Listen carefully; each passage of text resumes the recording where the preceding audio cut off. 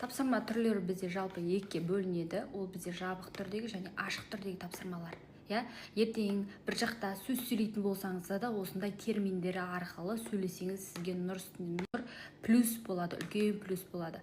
Сондықтан да жабық түрдегі тапсырмаларға не жатады, ашық түрдегі тапсырмаларға не жатады деген сұраққа бүгін жауап бергім келіп тұр. Енді тапсырмалар екіге бөлінеді деп айттық, жабық және ашық болып. Сондағы жабық түрдегі тапсырма дегеніміз бір дұрыс жауапты таңдайтын, бірнеше дұрыс жауапты таңдайтын, сәйкестікті анықтауға берілген немесе дұрыс реттілікті анықтауға берілген бізде тапсырмалар жабық тапсырмалар деп танылады.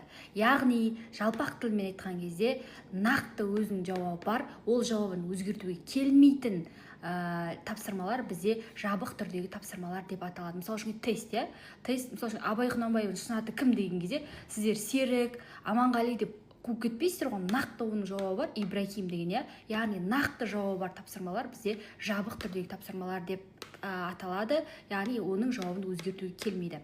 Келесі бізде ашық түрдегі тапсырмалар. Ашық түрдегі тапсырмалар бізде қысқа жауапты қажет ететін, толық жауапты қажет ететін және эссе түріндегі тапсырмаларды біз ашық түрдегі тапсырмалар деп атаймыз.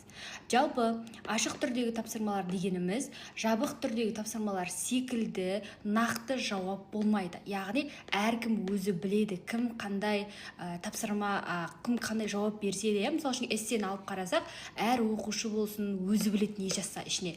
Сенің мына ойың пікірің қате, сен қате жазып атсың, немесе сенің ойыңмен келіспейміз деген сияқты, қайттан жаз деген сияқты әңгімелер болмайды. Яғни әр бала өзі құқылы өз пікірін ашық түрде жазуға. Сондықтан да эссе немесе толық жауапты қажет ететін, қысқа жауапты қажет ететін ашық сұрақтар бізде осы ашық тапсырмалардың қатарына кіреді екен.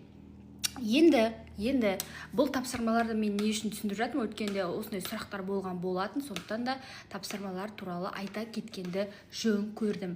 Жалпы бізде КМЖ жалпы тапсырмалардан тұрады.